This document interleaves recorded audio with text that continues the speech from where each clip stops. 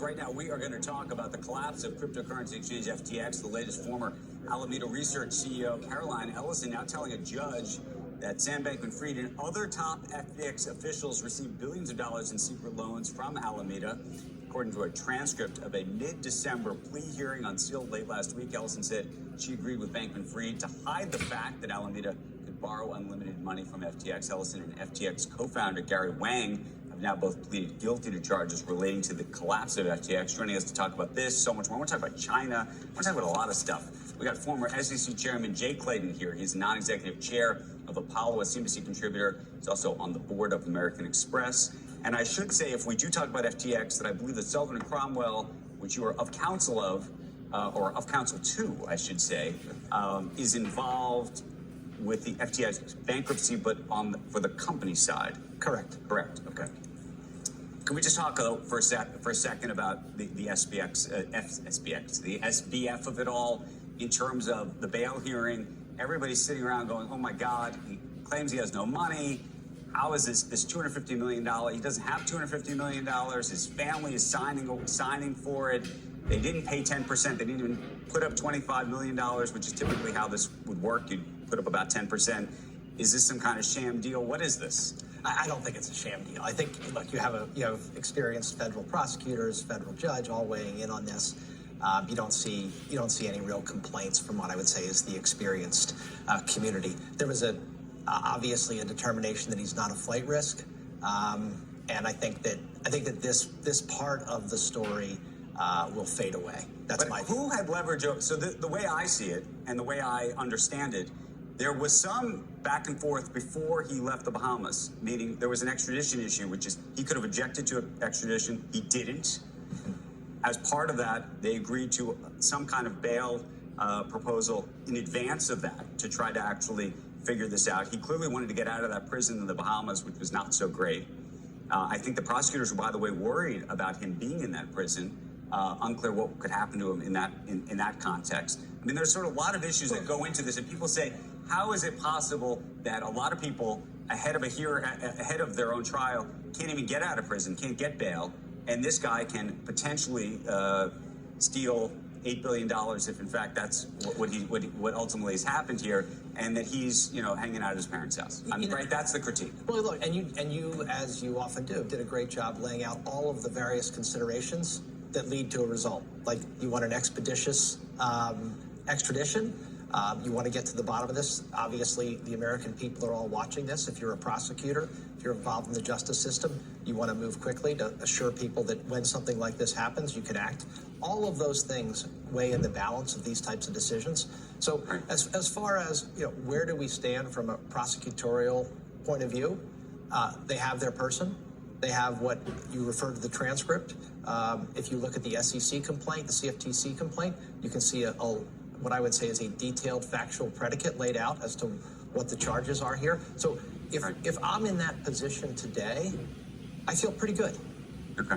But the $250 million number, because I think the public doesn't understand even what bail is. People think $250 million bail means you actually have to put up $250 million half the time, let alone the 10% piece, which is actually what typically happens, and this is even atypical in that regard.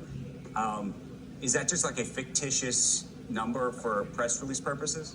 I don't know. I don't want, whether it's 100 million, 250 million, 50 million. The question is how much money, how many assets are at risk for the people who have posted. So how incented are they to make sure that the defendant shows up? That's the simple. Here's the next piece. Okay, so now we have Caroline Ellison, we have Wang, and possibly others who I imagine they're flipping. When I say flipping, prosecutors flipping. If you are Sam Bankman-Fried, what do you do at this point? Meaning, do you plead? Do you not plead? If he were to get anything, if he were to be convicted, you could see this being a Madoff situation where he would actually be in prison for the rest of his life. He's 30 years old right now. Right. Do you think that you could plead guilty? What kind of settlement could potentially be politically palatable where you could say, I will plead guilty, I will spare everybody, going through, years of trials and whatnot. But for what? What kind of sentence would be acceptable to the public that you think would be a reasonable deal? Look, I'm not a criminal defense attorney. Right. You know, so we're all sort of armchair quarterbacks on Exactly. this. And which is probably what's been discussed around the dinner table Yes. over the last few days. At Andrew's dinner table. At my dinner table, we were trying to figure it out, thinking through, you know, would 30 years, 40 years, 50 years be the answer?